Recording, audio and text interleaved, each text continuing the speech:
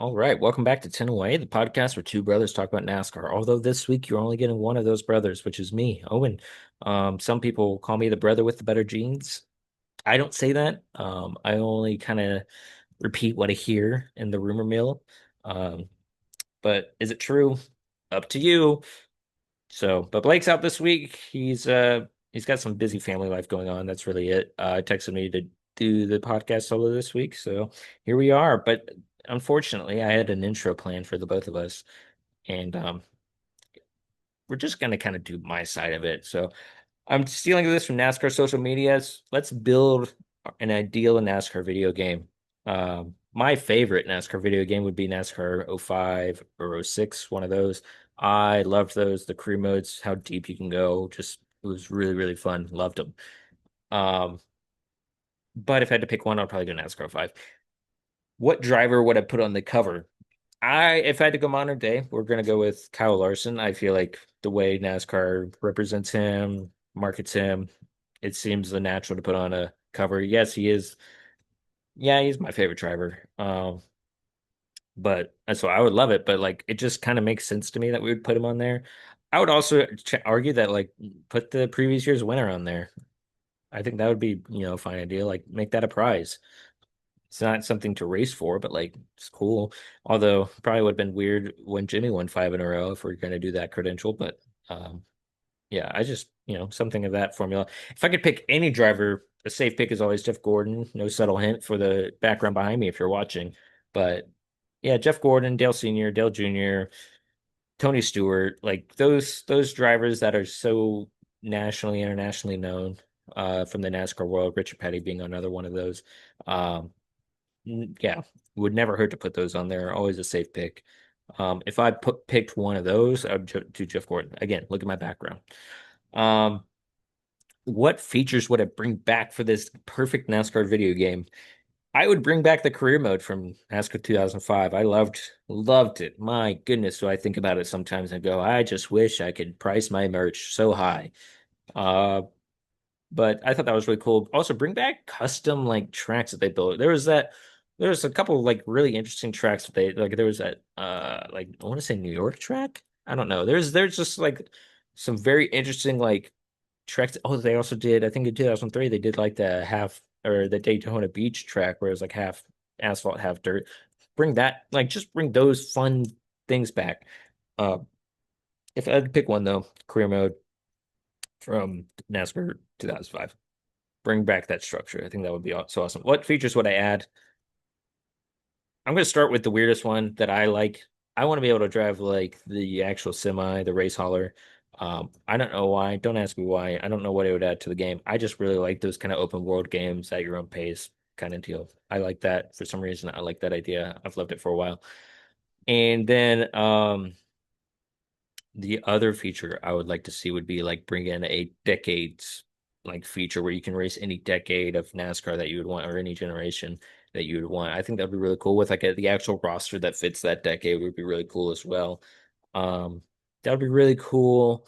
And then I was just thinking of one that'd be really cool, but I just forgot it. So bringing back the lightning challenges would be pretty fun as well. But customize like being able to build your own track would be sick. Kind of like what they do in like Forzas now, like particularly at Forza Horizon, where you just kind of have that creative world.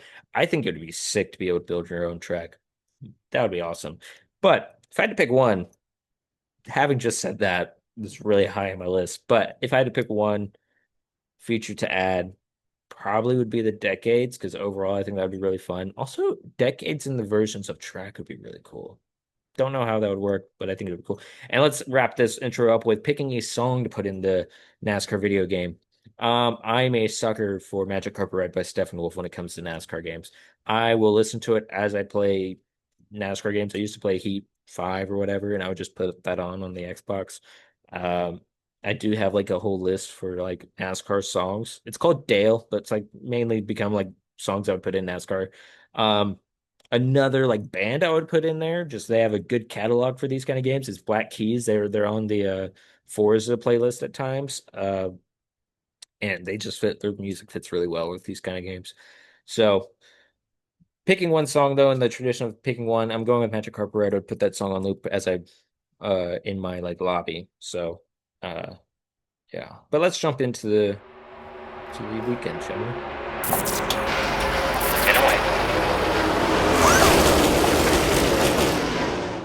All right. So, Xfinity race at Gateway. Zillage takes it home. Um,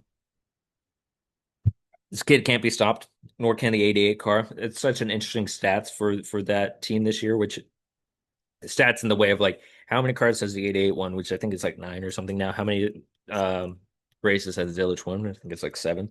And how many races has the crew chief won? Out of the nine, I would say eight, you know. Uh, yeah, I will say they can't be stopped right now, but like they could have been stopped at Gateway. I felt I didn't feel they were as dominant as they were as they have been in the past. I think a lot of stuff played out well for them, particularly like the seven having some bad luck. I thought the seven was a pretty good contender for them. Um, ooh, I'm skipping ahead though. Let's rewind real quick. Uh, Scheme shoutouts. And if there's a jingle for this, like I planned to make, if it's ready, I will play it right now. And if there wasn't a jingle ready, you'll hear it soon in the future. Uh, but the scheme shoutouts for the Xfinity Series, 44 car Brennan Poole. Alpha Prime might just win. Actually, I'm just gonna go ahead and put them as like the best looking Xfinity cars, in my opinion. I need to find out their graphic designer or their livery designer's name because I need to give him a shout out. And we just need to put him on Pop and Top so we can just talk. The 27 car unfortunately gets wrecked, but like for some reason it reminded me of the Old Spice car in Talladega Nights. I think just the way the colors were, I won't say the scheme layout was the same, but yeah, reminded me of that. So that's why it kind of grew on me. And then lastly, the 99 of Matt Benedetto, really cool looking car. As I said, Jeb Burton Rex taking his playoff hopes away. It was really fun to watch him and Harrison kind of go for that last spot or go for the playoff spot. And yeah, unfortunately, like Jordan Anderson just had a rough day over at Gateway or Worldwide Technology. Uh, yeah, so just a hard day for Anderson Racing and particularly Jeb Burton just not being able to just wrecking in his playoff hopes go away that way. Definitely not something a team wants. To speak for Blake on Jeremy Clement's race overall, he was sounded pretty frustrated about how the weekend went, the race went. They did get collected in the big wreck in stage three, although they did still come back to finish 15th. So it didn't quite ruin any of their day. I just think it was a frustrating grind of a day.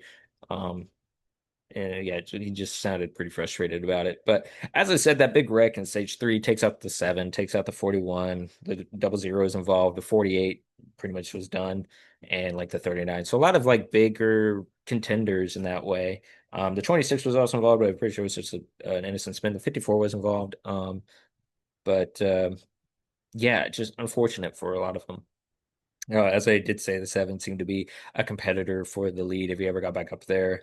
Um, but let's look at the top 10 because I did ask this question that I would probably ask to Blake another time, though. Is this a really good rookie class that we've seen in a while? Because obviously, Zilich is one of the best rookies we've seen in a while, if not the best rookie we've seen in decades. But the overall rookie class we see here, occasionally I'll see like an old clips of Xfinity series, particularly from like mid 2010s. And just to see the names that we will now recognize as Cup Series drivers, I'm like, what is this class in the ranking of previous rookie classes? I'm not going to say it's the best, but I'm wondering the level of competitiveness that there is today because the top three were all rookies: Zilich, Swalich, Eckes. Swalich really turning his season around with his 18 car. Um, and I would say with Eckes, like he's been good. He just has bad luck. Um, I think I don't want to say overachieving in the 16, but I think if he had more solid finishes and those bad luck weren't in the way, I think that would be kind of that conversation as well, though. Because I was a bit nervous. His 19 truck last year was just so good.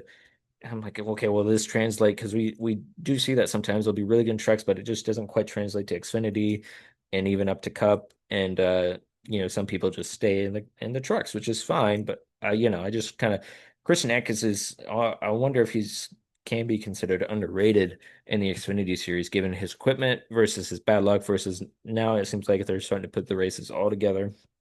So same with Swalich. Swalich is climbing the ranks again. Definitely had a bad start to the season. I need to look up the Xfinity series standings because I'm trying to see what it came out to be by the end. So we have the cutoff line here. And so, yeah, Swallows didn't even get into the playoffs just because of his horrible start to the first part of the season. Same with Ekis. Just not a great start to the season, which brings him to here. Let's just look at this before we get into the top 10, though. The ones above the cutoff line, I mean, Tanner Gray and Carson Quapfel. Carson Quapfel just had a very unfortunate race engine problem at the beginning of the race, which took him down. Otherwise, it seemed like he was on his way to a solid finish. But him and Taylor Gray are tied at the cutoff line, whereas Sheldon Creed is just below the cutoff line. Something is not clicking with that 00 team as he did with like the two or something. Um, yeah, I hope that maybe next year they can have a better, if he's back next year, I can't remember. But yeah, I mean, obviously Sam Mayer in the 41 is third, so something's not clicking in that 00 team, but they still made the playoffs. Hopefully they have some solid races and can get above that cut line. It's still pretty close going into Bristol. It's pretty close for them. Um, I mean, there's no driver below the cut line that can't make up anything. Um, Austin Hill obviously not starting with any playoff points, so he's 12th, he's bottom. But yeah, I'm very curious how it'll go. I think Blake and I next week need to do our um, elimination drivers. Their cutoff race is the Roval. I find that so weird. I don't know how to think. I don't know what to think about the Xfinity Series schedule. But to finish looking at the top 10, as I said, the top three rookies, looking at seventh place, Daniel Hamrick coming up from trucks to race the 11th, getting back into his old colleague equipment.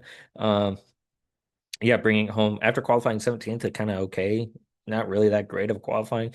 To fight back and finish seventh is really, really good for them. Parker Retzlaff, fourth, good finish for him. And Alpha Prime, Corey Day, kind of like a Swallow, bettering his second half of the season. Starting 16th, finishing ninth. Really cool. I want him to be in a full-time ride so we can see what momentum does for him. And yeah, hopefully he can, really better his craft in the Xfinity series. Daniel Dye finishing 10th. He is someone that's always interesting to me. I feel like I had very low expectations for him. And to see him like I would say for me, he's almost succeeded. Not necessarily in his finishes because he's had some bad luck and just maybe just, I guess we'll just sum it up to bad luck at times. But yeah, I don't know. He just kind of exceeded my expectations. So cool to see him get 10th in a College car. Now let's get into the Cup Series race. The Cup race was won by Denny Hamlin. I won't say that there was a dominant car this whole week or this whole race. It was the laps led were pretty well split up. I mean, Hamlin and Larson, I think, had the most laps led, but really cool to see them or to kind of see this like not dominant race. Very interesting in the way of fuel mileage. Let's do the scheme shoutouts real quick. Jingle.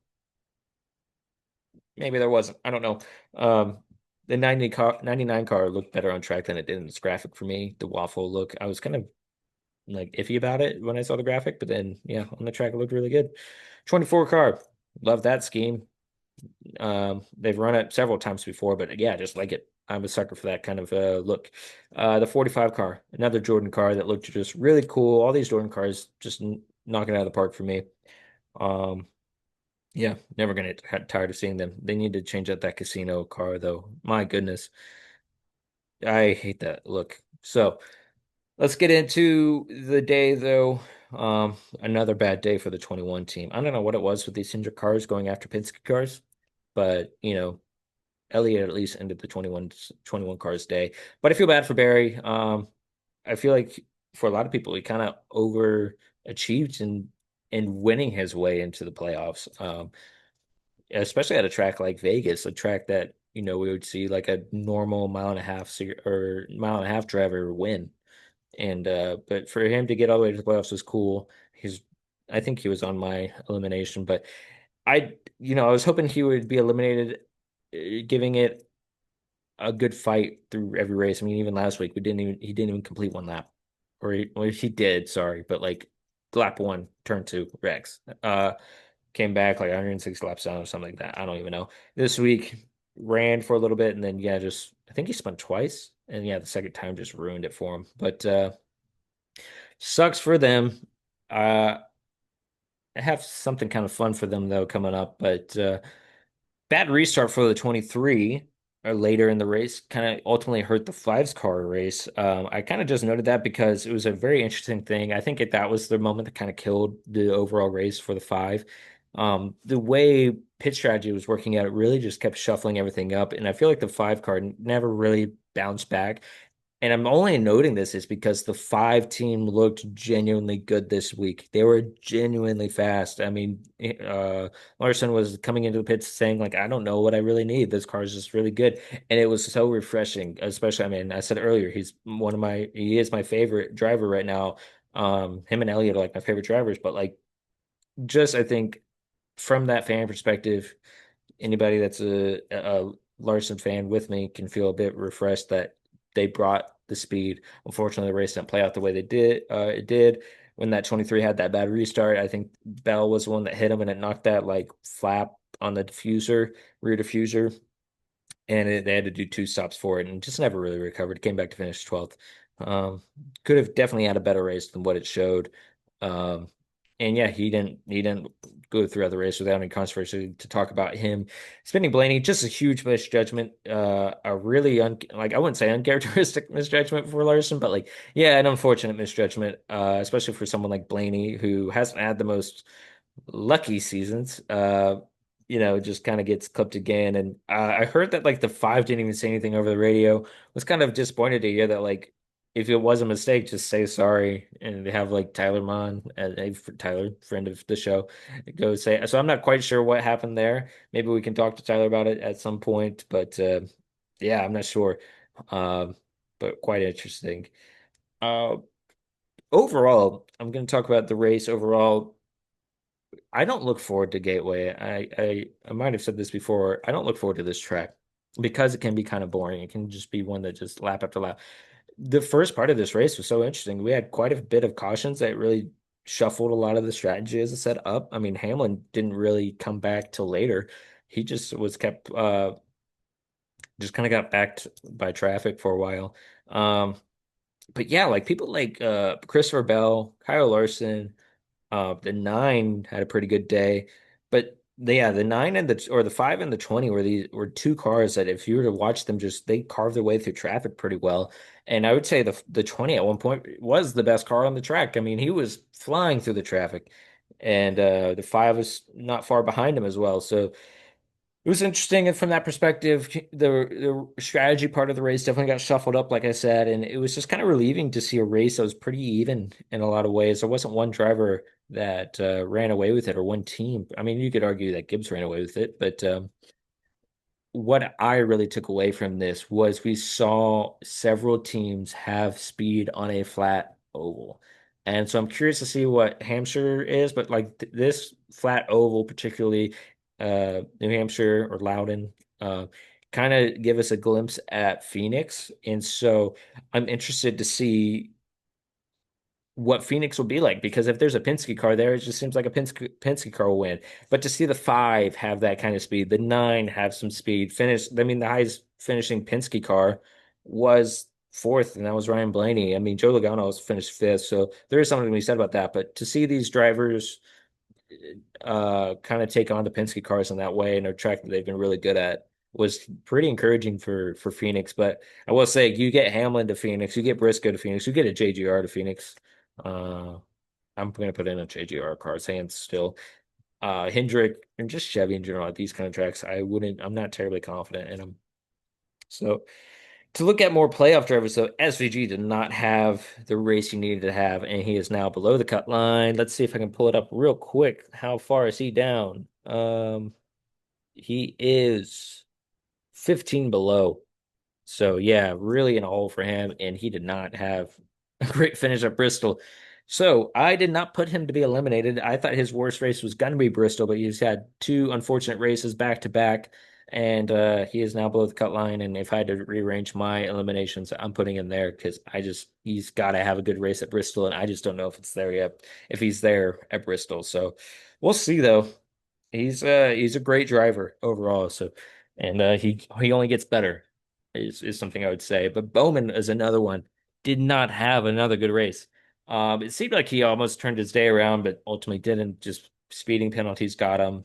Yeah, the lack of discipline on pit road really hurt his race again, coming home like finishing like 27th or something like that. Just not a good race. He is 35 below the cut line. Yeah. And I would call that must-win territory. I don't quite know the math of it all, but like to me, that just screams like that's not a good spot. He's definitely someone that I did not think would be in this spot. Looking ahead, I thought we would have seen other drivers that low or not performing this well. But yeah, really weird that a Hendrick car, particularly given his last year's playoff run, um, yeah, it's just really surprising for multiple reasons. Um, Overall, pretty good race. I liked it, enjoyed it. I don't really have any other notes on it. To look at the playoff standings for the Cup Series, though, um, Briscoe and Hamlin are already through. Kyle Larson still plus 60, so he just needs to have another solid race at Bristol, which he could go three in a row at Bristol. He's Bristol has been his playground as of late, so I'm curious to see how that will play out. Um, Bubba Wallace is a huge surprise right now. His regular season was pretty good, but to see him plus 50 in fourth on the playoff standings right now, just really solid for them. Really, really huge improvement for them. Blaney's fifth plus 42. I mean, the only ones I really worry about is like 10th and below. I think Elliott will have a pretty solid day. Reddick is someone that I am just still not confident in that team's consistency. He's plus 37, so really good cushion, but um, and to look below the playoff line or the cutoff line, like there's not really a driver down there besides Bowman, maybe that I would say would have a potential at winning Bristol. Um, Although again, stay tuned for a second. But yeah, Ross Chastain didn't have a great day. Austin Cindric didn't have a good day. They're plus 19 and 11 and plus 11, so they're I don't know. I don't quite know how to read the playoff points that well. Um, but they still need to have good races at Bristol, as does everybody else. But there are still obviously some drivers, particularly two, that can just take the day off in a way.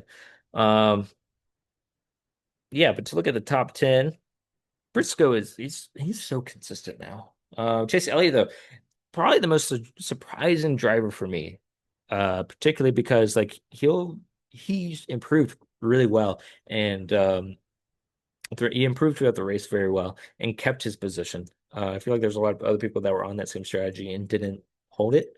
But yeah, he stayed in third, and I feel like if maybe we had one more restart, he could have maybe took a shot at the lead. Um, but as I said, Blaney comes from a spin to finish fourth. Logano comes from 13th to finish fifth. Big, not even a surprise at this point. But John Hunter Nemechek coming from 20th to finish sixth, but John Hunter Nemechek in general, just a good day. He continues to have these good days. Legacy is, I'm curious how they'll be next season. Because they're, yeah, as I think Blake and I have talked about before, they're building their own book of notes, not relying on being on other teams or whatever. And I think we're starting to see the payoff. So I'm curious to see how they will be next year when, their notebook is only deeper. So they ran back to back at Darlington. They ran around each other for a little bit, but John Hunter ultimately comes home with a top 10. Just really good for him and that team. Christopher Bell, as I said, probably had the best car at one point, if not at the end. But yeah, just got mired down back in seventh, and he was pretty livid after. Um, I don't quite know the whole context for them. He claimed to have the best car most weeks and not finishing well with it, but as I already praised Bubba Wallace for having he comes from eighth, but he's already had like a good playoff run so far. I feel like a lot of people are surprised, maybe just because he hasn't been that great in the past years. Chris Buescher, ninth, and Ty Gibbs, 10th. Ty Gibbs getting a good finish, creating some momentum. Ultimately, though, not in the playoffs. But yeah, to kind of round out the podcast, I don't have any comments or questions. That's usually something I talk about with Blake, but coming up, we have Bristol. It will be a full weekend for NASCAR. The trucks, Xfinity, and Cup Series will be racing. Starting with the Truck Series, I actually really believe Lane Riggs will win this. I think he has a great chance. They do pretty well here. Um, I actually want to double check that because I feel like I will check it and then sometimes it just changes. So I already checked it once. I'm gonna double check myself again. Um, Why is my computer being slow? Oh gosh. Oh wow, we're all the way back in February. That's not good. Um, Good Lord, why is this so difficult? Okay, yes, they're at Bristol. That was way too difficult for me. But yes, I will say Lane Riggs um wins Bristol. Hopefully my picks don't have bad luck because in Xfinity I have Jesse Love winning it. Um, I don't know. I just feel good about Jesse Love. I was kind of looking at it and he's a pretty good short track racer, so I think he'll bring it home. And first, and then here's my wild pick for the Cup Series. It's a driver who is in a must-win situation and is pretty good at short tracks, and that's Just Berry. I didn't talk highly of him earlier, but I actually do think that like Bristol is a good track for him. I would say the same thing about like New Hampshire, something where he has better luck at. Not better luck, but better like knowledge, and he just comes from that background of short tracks. So I actually really want to see this team like turn it on this weekend and I don't know, get a win.